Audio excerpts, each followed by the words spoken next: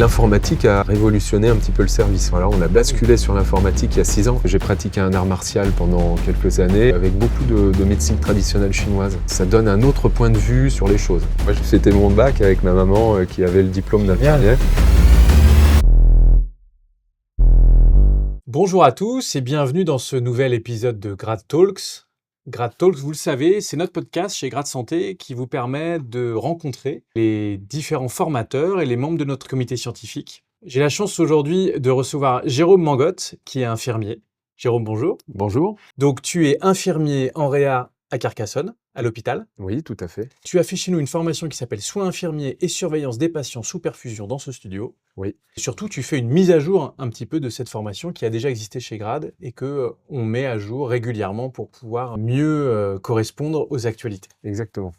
La question classique que je vais te poser, que je pose à tous les gens qui arrivent ici, est-ce que tu peux te présenter rapidement, c'est-à-dire est-ce que tu peux nous parler brièvement de ton parcours et ce qui t'a conduit à devenir infirmier? Ouais. Alors moi, je suis infirmier. J'ai été diplômé en 1998. J'ai fait mon école d'infirmier à Nevers. Ouais. Et puis ensuite, j'ai fait mon service militaire. On était le dernier contingent à partir et je l'ai fait dans un hôpital militaire qui allait fermer. J'ai fait la fermeture à Toulouse, Ok. à l'hôpital Larrey. Et ensuite, j'ai postulé dans le sud-ouest parce que j'aimais cette vie. Je comprends. Voilà. J'aime bien moi aussi. Et du coup, Carcassonne m'a contacté pour travailler à l'hôpital. C'est pas toi qui as postulé, c'est... J'ai postulé D'accord. et eux sont venus vers moi, où j'ai travaillé 2 ans au départ en gastro-entérologie. Et puis ensuite, je suis arrivé dans un service qui était nommé la réa chirurgicale, Mhm. qui s'est fondu avec la réanimation respiratoire pour faire une réanimation polyvalente. Et j'y suis depuis 2001, voilà, et avec quelques remplacements en salle de réveil, mais j'y suis bien depuis 2001, voilà. D'accord. Est-ce que dans ta famille, il y avait des personnes qui ont eu un parcours médical qui t'ont inspiré ou... Bien sûr. Ouais. Ouais. Alors ma maman, elle a été aide-soignante en fait toute mon enfance et elle est devenue infirmière au moment où j'ai passé le bac, moi. Donc moi j'ai fêté mon bac avec ma maman qui avait le diplôme Génial. d'infirmière.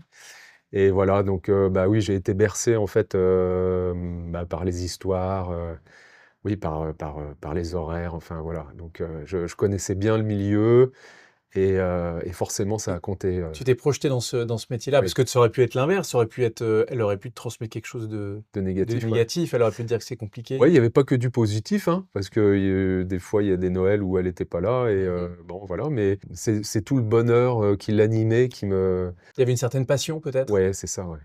Et ça, j'avais envie de vivre ça. Voilà. Et donc, tu as fait à peu près 20 ans Ouais. là de carrière.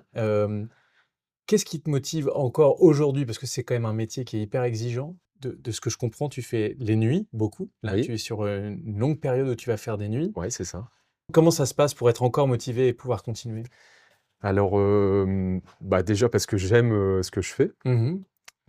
et parce que je suis dans un service effectivement où je me sens bien. Les horaires, les repos, voilà, il y a une place importante. Je trouve que ça, c'est quelque chose dont on tient pas assez compte, et c'est très important. Voilà. Sans considérer. Exactement. Mais parce que c'est pas partagé par... Oui, mais je suis dans un service en réanimation où effectivement on est normé, donc on a un nombre de patients par infirmier. On a des conditions de travail avec du matériel, il y a une communication aussi avec les médecins qui est autre que dans les autres services, même si j'ai rencontré des services où ça se passait bien avec les médecins, hein, Ouais, bien sûr. mais là, il y a vraiment cet esprit d'équipe, voilà, on est tous à. Et toi, tu penses que c'est lié à la différence entre ceux qui sont en réa et ceux qui sont dans quelque chose de plus En classique? tous les cas, moi, oui. Pour moi, en tout cas, ça a compté beaucoup et ça compte encore. Voilà, on travaille un week-end sur 2 ou 3. Quand je vois des collègues qui peuvent travailler 2 week-ends d'affilée, voilà, c'est des conditions qui sont, moins favorables à une vie de famille, à se projeter pour avoir des enfants, enfin voilà, il y a. Et tu penses que c'est une démarche de l'hôpital, de cet hôpital dans lequel tu travailles aujourd'hui? C'est quelque chose qui a été travaillé ou c'est juste parce que ça se fait bien, parce que l'équipe fonctionne bien et qu'il y a... Les 2, c'est ce Ouais, que je te disais, c'est, les conditions de la réanimation en général. ouais. Et le fait que, effectivement, on a un petit noyau d'anciens infirmiers qui a un poids dans les décisions et aussi un encadrement qui est à l'écoute de ce qu'on lui dit. Donc ça, c'est important. C'est un peu l'addition des 2, quoi. Ouais, c'est très important. Les premières années, c'était de la gastro-entérologie Oui, et de la chirurgie. Est-ce qu'aujourd'hui, ça t'aide dans ton quotidien? Est-ce que tu sens que ça t'a apporté des choses? oui, Ouais. plus au départ, finalement. Oui, parce que j'avais des connaissances dans cette discipline-là Mmh. qui faisaient que, j'avais une compréhension, en tous les cas, qui était un peu supérieure dans ce milieu. À l'heure actuelle, pas forcément. Voilà, En tout parce cas, que au tout début, ça oui, t'a aidé. J'ai lu que tu avais également exploré des domaines complémentaires à la médecine classique. oui. Est-ce que tu peux nous en parler un petit peu? Et en fait, j'ai pratiqué un art martial pendant quelques années et j'ai Lequel, si c'est du Viet Vo Dao, voilà. alors ça, je sais pas ce que c'est. Ça, c'est du karaté vietnamien. OK, d'accord. Ceux qui avaient une ceinture noire et plus et faisaient des cours, avec beaucoup de médecine traditionnelle chinoise Mmh. et ça m'a beaucoup intéressé. Enfin, j'étais très curieux de ça. J'ai lu beaucoup de choses et puis finalement, j'ai rencontré quelqu'un qui m'a parlé, d'une école à Toulouse et j'ai eu envie d'aller voir, comment ça se passait. J'étais un peu réticent parce que il fallait que ça soit sérieux Bien et sûr. voilà. Et donc j'ai assisté à quelques cours, sur de la médecine occidentale et sur de la médecine, traditionnelle chinoise et puis j'ai sauté le pas et j'ai suivi cette formation, alors c'était une formation à raison d'un week-end, un peu plus, par mois Mmh. et ça a duré plus de 3 ans et c'était hyper intéressant parce que ça donne un autre point de vue sur les choses. Et Com tu t'en sers par aujourd'hui? J'ai monté un cabinet en fait, en double activité Mmh. pendant 3 ans OK, et donc j'y allais une journée par semaine. Ça m'a servi dans la compréhension des choses et dans mon ouverture, mais ça m'a jamais servi à l'hôpital. ouais. Voilà, parce que, la médecine chinoise, l'acupuncture, normalement, est praticable que par les prescripteurs, donc les médecins et les sages-femmes. Il y a des ouvertures, mais réservées aux médecins et aux sages-femmes. Voilà, Parce donc que toi, tu pratiquais, par exemple, l'acupuncture dans ton cabinet en double activité? voilà, mais pas que. Voilà, D'accord, pas que. Ça OK, pouvait être des massages, ça pouvait être de l'acupression. OK. Comment c'est organisé au niveau de l'acupuncture? Enfin, s'il y a un tu dois avoir un diplôme pour pouvoir être acupuncteur ou est-ce que La loi, n'autorise, à la pratique de l'acupuncture que les médecins et les d'accord, sages-femmes. Il y a un petit vide juridique comme il y a eu pour les ostéopathes. ouais. Voilà, il y a des gens qui sont installés et qui sont pas forcément médecins ou sages-femmes et on leur laisse en fait le loisir d'œuvrer parce qu'il y a ce vide juridique qui fait que c'est un peu compliqué, de leur interdire, s'ils restent, dans la bonne pratique, il y a pas de souci. Et donc ça, massage Ouais. et acupression, tu disais? Acupression, bah, c'est juste, la pression en fait sur les points d'acupuncture, hein, Mmh. comme, le fait le shiatsu par exemple, Mmh. hein, qui est, finalement une vision japonaise de la médecine traditionnelle chinoise. On va parler de ta formation. Oui, Donc ta formation, c'est sur les perfusions, la gestion des perfusions, c'est une pratique qui est essentielle, dans le milieu infirmier. Est-ce que tu peux déjà un petit peu nous décrire un petit peu cette formation, les points que tu vas aborder? Rapidement, hein, mais les points que tu vas aborder? c'est, quelque chose de très important, dans la pratique infirmière, de très important en réanimation polyvalente. Moi, j'ai voulu en fait découper cette formation en 2 points, Mmh. les voies d'administration et quel est le rôle infirmier dans la pause jusqu'au retrait, pour toutes les voies d'administration. Et plus particulièrement pour les voies que l'infirmière peut poser. Et puis ensuite, une autre partie, dédiée plutôt à la perfusion, à la préparation de la perfusion. Qu'est-ce qu'on met comme perfusion, comme liquide? Comment on peut les classifier? Et puis, bah, comment on prépare, des médicaments et comment on les passe? Comment on les administre? Tu dis que c'est essentiel. Est-ce que tu peux étayer un peu plus? Dans ton quotidien, en fait, c'est tu fais beaucoup ça? On fait, ouais, je dirais 70 de notre travail, ouais. Donc on doit administrer des médicaments par perfusion, puisque les gens, bah, en réanimation sont souvent, sédatés, intubés. Ils sont sous perfusion en permanence. Mmh. En réanimation, donc on a des voies veineuses périphériques, mais aussi, des voies veineuses centrales. On a quelquefois des péridurales. On a quasiment tout le temps, pour chaque patient, des cathéters artériels. Les médecins font des blocs. Mmh. Donc voilà, c'est quelque chose de très courant et oui, ça berce notre quotidien. Tu traites aussi les risques infectieux et les complications. Oui, Rapidement, tu abordes ça aussi? Ah ben oui, oui. En fait, la formation, elle est construite en fait sur les recommandations de la Société française d'hygiène hospitalière. Mmh. Les dernières recommandations, elles datent de mai 2019. Il y a des pratiques qu'il faut mettre en place. C'est mon quotidien justement d'utiliser ces pratiques pour lutter contre l'infection, hein. Dans cette pratique, il y a des innovations technologiques? Est-ce que tu as vu des changements, toi, Ouais, bien sûr. sur les dernières années? Bien sûr, des nouvelles générations de pousse-seringues, de pompes volumétriques pour les perfusions. Il y a eu beaucoup d'évolutions, ouais, ouais. Qui essentiellement ont permis, par exemple, aux patients d'être, en autonomie? Alors Ou c'est plus que vous permet à vous d'avoir une injection régulière? alors oui, les 2. Il y a eu beaucoup de progrès sur les PCA, par exemple de morphine, où, effectivement, on n'en avait pas, nous, en réanimation polyvalente Mmh. et désormais, on a 3 pouces-seringues qui sont dédiés à ça. Donc oui, effectivement, ça pour lutter contre la douleur et pour justement donner plus d'autonomie, le patient soit plus acteur, finalement, dans sa prise en charge. Mais c'est aussi, des détails sur des relais de noradrénaline, d'amine vasopressive, où il faut un débit constant. Eh bien, effectivement, avant, moi, j'ai connu une époque où on changeait la seringue et donc on coupait, ce débit constant. Mmh. Alors, on le coupait, de façon, Le plus très rapide courte, possible, voilà, ouais, ouais. mais on le coupait et donc du coup, ça pouvait jouer sur la pression artérielle du patient et bon, voilà, c'était quelquefois, pas délétère, mais c'était pas, en tous les cas, optimal. Ouais. Et là, on a des pouces-seringues qui finalement, bon, font le relais automatiquement. Donc, on les programme et dès que la seringue se finit, il y en a une autre qui est prête et qui prend le relais automatiquement. Il y a Donc, plusieurs seringues dedans et voilà, donc c'est hop, ça ça, prend sur l'autre et tu changes celle qui est vide et exactement.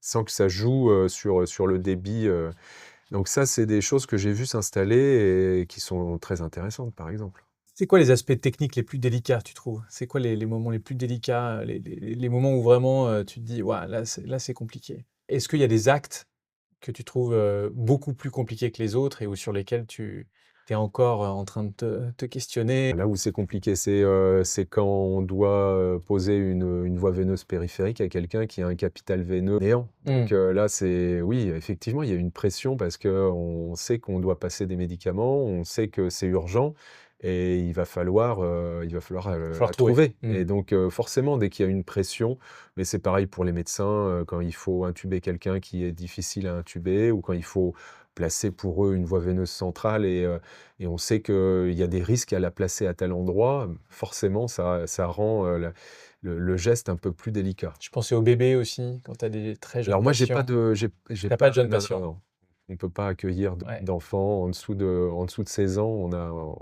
Voilà, c'est arrivé quelques fois parce que par urgence ou ouais, par exactement, ouais. Mais en général, ils sont transférés et donc on parlait de nouvelles technologies. Ici, on aime beaucoup parler d'intelligence artificielle. Est-ce que dans ton quotidien, dans ta pratique, tu as vu cette IA arriver ou pas encore? moi j'ai pas l'impression, enfin en tous Ouais, les ouais. cas, ouais. Essayé d'utiliser à aucun moment des systèmes d'IA, en tout cas pas de manière, consciente. L'informatique a révolutionné un petit peu le service, voilà. Moi j'ai été, Toi, tu as connu un moment où il y avait pas ah oui, d'informatique. oui. Tout était papier. Ouais et pas il y a pas si longtemps, voilà. C'était quand? Enfin, le changement? Le changement, c'est il y a 6 ans. Voilà, on a Ah oui. basculé sur l'informatique il y a 6 ans. Alors, il y avait un système qui faisait qu'on faisait les entrées, les sorties, on imprimait les étiquettes, Oui, du du les du barcodes. séjour du patient. Mmh. Voilà, ça on l'a connu, mais le reste, les prescriptions, par exemple, se faisaient sur papier et donc j'ai fait partie, moi, d'un groupe, de travail justement pour, passer, à cette informatisation. Et ça a été une expérience assez intéressante justement de pouvoir, basculer tout ce qu'on connaissait sur papier, j'ai envie de dire le plus naturellement Ouais. possible sur informatique. Donc ça a été très intéressant à faire et effectivement, bon tous les collègues étaient réticents à la base, mais comme pour tout changement C'est ça. et puis là aujourd'hui on reviendrait pas en arrière parce que, il y a une connexion avec les scopes, et donc bah, quand on a envie de noter une tension artérielle, on a juste à cliquer, les Ça informations sont bascule. envoyées, enfin, bon, c'est génial, quoi. Ça nous facilite vraiment le quotidien. Mais je suppose que tu t'en rends même plus compte. C'est-à-dire que, en fait, tu t'en rends compte si un jour ça marche plus bien et que tu es Oui, obligé de repasser au papier et que tu fais: «Ah, exactement, je sais ouais, plus, je sais plus comment ouais. faire». Le monitoring, ça a pas changé ça un petit peu? le fait de pouvoir suivre, je me demandais si c'était pas plus facile aujourd'hui? Bien sûr, bien sûr. Il y a 2 choses qui ont fait que ça a changé. Avec les accréditations, il y a beaucoup plus de contrôle, en fait et moi, j'ai connu un service de réanimation chirurgicale où, les scopes de tous les patients n'étaient pas renvoyés à une centrale Mmh. et donc dès qu'il y avait quelque chose qui sonnait, il fallait aller voir dans la chambre, quel scope sonnait. La loi, les contrôles ont fait que tous les services ont été obligés, d'avoir certaines règles. Et le progrès technique a fait qu'on a des qualités, de suivi de scope, qui sont bien supérieures à il y a quelques années, hein. Je pensais aussi enfin hors hôpital. Il y a beaucoup d'outils de monitoring aujourd'hui Oui, qui te permettent de suivre, le patient, lui permettre de rentrer plus tôt chez lui pour éviter d'avoir alors ouais. peut-être que ça t'a pas dans ton cas, Ouais, mais mais si, ça contribue ouais. finalement à réduire le séjour, en réanimation et c'est vraiment le but, hein, d'être, le plus efficace, et d'aller, le plus rapidement possible, hein. Parce qu'il y a là, on est en train de voir aussi, il y a une révolution de médecine prédictive qui arrive. C'est-à-dire qu'au bout d'un moment, à force d'avoir des capteurs de partout et qu'on puisse avoir, plein de données, on se rend compte que, bah, il y a certains patterns qui se répètent, certaines, s'il a eu une tension de temps, puis 2 Oui. heures après, il y a eu ça et cetera, alors le risque de faire ça va arriver. Bien sûr, mais ça, c'est d'ailleurs le cas. C'est-à-dire que des patients qui arrivent en réanimation, le médecin va, noter certaines choses, l'âge du patient, le poids et cetera. Plein de données qui vont donner un pronostic. Donc tu vois, il y en a quand Ouais, même déjà un peu. ah ça Ouais, existe, ouais. ouais, il y a quand même déjà un peu de l'IA. Comment tu vois ton métier, à l'avenir? C'est-à-dire, le rôle de l'infirmier? Est-ce que le métier sera le même? Est-ce que, je parle vraiment à l'hôpital, là, pour le coup, Oui. ou est-ce que, tu penses qu'il va changer? Je sais pas exactement, effectivement, les durées de séjour, l'hospitalisation en elle-même, on essaye de réduire au maximum, on a plus des hospitalisations de journée. Mais j'ai l'impression que le rôle en lui-même de l'infirmière, il est le même. C'est-à-dire qu'on accompagne quand même les gens, on fait les mêmes soins. C'est plus oui, dans l'hospitalisation en elle-même que les choses changent, mais le rôle finalement Le métier en soi infirmier, changera pas, tu penses pas? enfin Non, non, mais je sais. c'est possible que si, il y a des pénuries de médecins, peut-être, on va élargir finalement, bah, nos compétences, hein. Mais, là, moi, ça fait 25 ans, j'ai pas vu s'élargir mes compétences. Voilà, on me demande pas de faire plus de choses, quoi. Depuis 25 ans Ouais, et tu as pas la sensation non plus d'avoir une charge bah, non, parce que tu disais que c'était très normé. ouais. C'est 3 aujourd'hui pour, O c'est patients en Oui, c'est parallèle, c'est 2,5. 2,5. Mais, voilà. C'était déjà le cas avant? C'était le cas avant, mais c'était pas très suivi.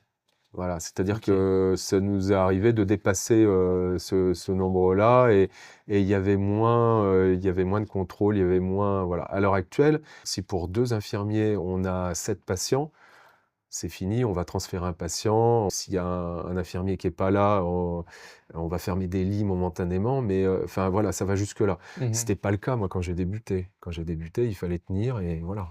Tu penses que c'est mieux Je pense que c'est mieux, ouais. Oui, pour tout le monde?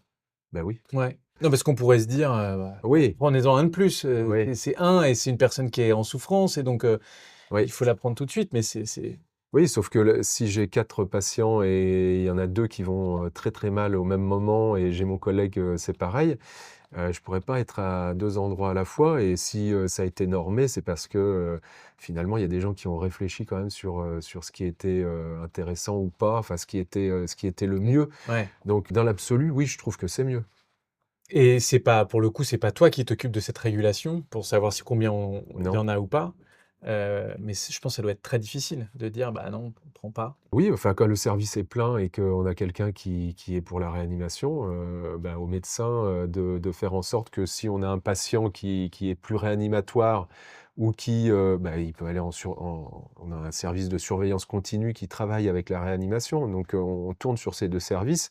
Là, ça nous arrive des fois de basculer des patients qui sont quelquefois limites, on aura attendu une journée de plus, on va les basculer en surveillance continue et on va être, un petit peu plus, vigilant finalement et ça va permettre d'accueillir la personne. Mmh. Mais si on a que des patients qui sont Lourd. réanimatoires, Mmh. beh, il y aura un transfert forcément et ça peut arriver, ça peut arriver.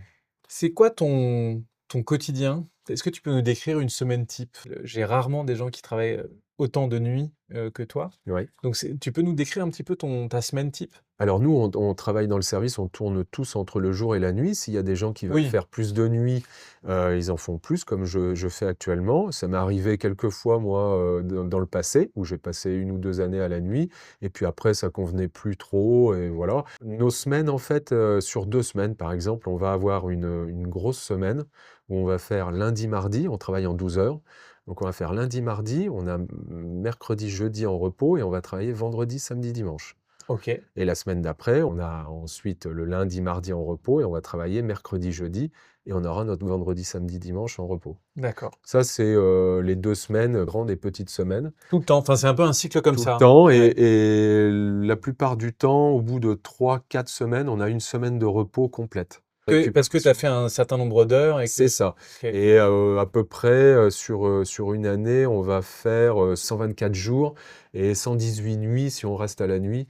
Si tu faisais que du jour, c'est 124 jours Voilà, et si tu fais que de la nuit, c'est 118. ouais, un Tu petit peu as moins. un gain, Ouais, ouais, ou léger, ouais. d'accord. Que ce soit de jour ou de nuit, c'est 12 heures.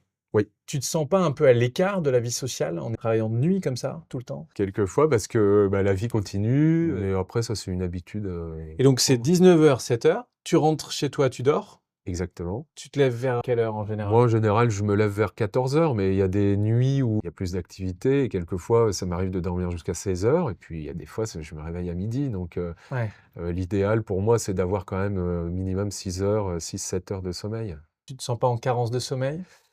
Si, Ouais, ouais, quelquefois, ouais. ouais.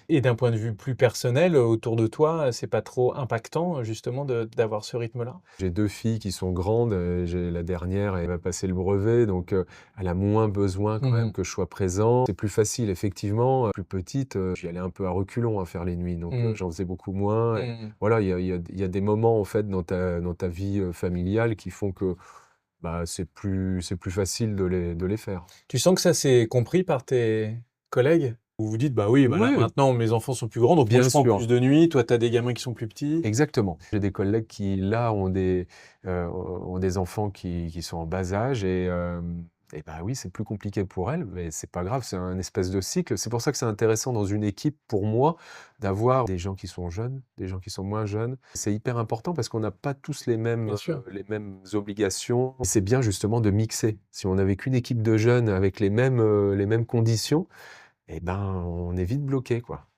Et est-ce que tu fais ça aussi, parce que ça te permet aussi d'avoir du temps libre Ouais. un peu plus important? Est-ce que c'est important pour toi ça? Ah oui, hyper important. Est-ce que ça a été un choix à un moment? Oui, ça a Ouais. été un choix de l'équipe, bon, moi que j'ai porté énormément. On a été 2 ou 3 à le porter. Toute l'équipe le voulait sauf 75 de l'équipe de nuit parce qu'eux avaient beaucoup à perdre. Nous, on était en 8 heures, donc il y avait 2 équipes de 8 heures, il y avait une équipe de 10 heures de nuit. Si eux, ils passaient en 12 heures, ils travaillaient plus Mmh. et finalement, ils avaient plus à perdre qu'à gagner. Voilà. On a pris la bonne décision. La direction finalement a pu, avec le personnel qu'on avait en plus, puisqu'il y avait du personnel en plus, justement se mettre aux normes et donc eux avaient à y gagner. Ouais. Nous, on avait à y gagner, personnellement, parce que, ça nous permettait d'avoir un week-end, sur 2 en repos et ça, c'était hyper important pour nous. Moi, j'ai démarré, je travaillais 3 week-ends d'affilée Mmh. donc voilà. Non, Tous les mois? pas tous les mois, Oui, non, mais ça pouvait ça arriver. pouvait arriver, ouais, Ouais. ça c'est trop. Donc non, puis on avait des repos qui étaient coupés, là, on a toujours des repos, doublés donc moi, je pense que quand on est bien dans sa vie, quand on a les bonnes conditions, les bons repos, qu'on arrive à, bah, faire ce qu'on veut, bah, forcément, on est plus Métier. performant, au boulot donc Surtout dans des voilà. métiers où tu es Bah, bien face à sûr, des gens bien qu'il faut sûr. soigner, c'est très Quand important. tu passes, 2 nuits où tu vas émotionnellement vivre des choses, intenses et que ça t'impacte forcément, bah, c'est important d'avoir des bonnes conditions. Voilà et les 12 heures, permettent ça. Et le sport aussi, ça aide, non? Oui aussi, ouais. Tu fais pas mal de Oui, un sport? peu, ouais. Parce que c'est partagé quand même par pas mal de professionnels de santé. Ouais, ça permet de enfin moi, ça me permet de chasser en fait, tout ce que j'ai tout ce que j'ai capté qui était pas forcément, ça me permet vraiment de me libérer. Voilà. Mmh. Mmh. Ça, tu le fais après avoir dormi, dans Voilà, c'est l'après-midi, ça, par ouais, ouais, exemple, ouais. Ouais, je me lève, je déjeune et je vais courir, ouais. La plupart du temps, 1 jour sur 2, voilà. Qu'est-ce que tu dirais à à quelqu'un qui a envie d'être infirmier aujourd'hui? Quelqu'un qui voudrait et Mmh. qui n'est pas encore infirmier. Ouais, qui se pose la question, qui se dit, qu'il entend par exemple que, c'est compliqué, que les horaires Ouais. sont durs, que Que c'est un métier formidable. Je me suis construit, personnellement, grâce à ce métier. Mais après c'est compliqué, c'est dur. J'ai des très, très bonnes conditions de travail, mais je suis très conscient finalement de ce qui se passe, dans les autres services, et notamment par exemple en long séjour, en maison de retraite. Enfin voilà, il y a des conditions qui sont catastrophiques et qui sont dues finalement à la politique, mise en place, à la pénurie d'infirmiers, de médecins. Je dirais que c'est un super métier et qu'il faut y aller et en même temps, je mettrais quand même en garde. de le faire bien, d'y aller. C'est pas ça, c'est, il y a un idéal, forcément qui va être mis à mal quand l'infirmière va démarrer et dans certains services. On continue à dire l'infirmière quoi qu'il arrive, hein. Ouais, C'est non, mais c'est vrai. j'ai remarqué, les médecins continuent à dire l'infirmière, les infirmiers Ouais. continuent à dire Oui, l'infirmière. parce qu'elles sont majoritaires Ouais, quand même. ouais, ouais. Moi, je suis dans un service de 30 infirmières et on est 3 infirmiers donc Merci beaucoup. merci à vous. C'était un super moment. Et si jamais ce podcast vous a plu, évidemment, je vous invite à mettre un petit pouce, vous abonner ou le transférer et le partager autour de vous. Je vous donne rendez-vous très très vite pour un nouvel épisode de Grad Talks. Merci beaucoup. Si la formation que Jérôme a faite avec nous sur les soins infirmiers et la surveillance des patients sous perfusion vous intéresse, n'hésitez pas à vous rendre sur le site de Grad Santé. Vous y trouverez toutes les informations nécessaires ainsi que l'ensemble de notre catalogue. On se retrouve bientôt pour un nouveau podcast avec un de vos confrères. Suivez-nous pour n'en rater aucun.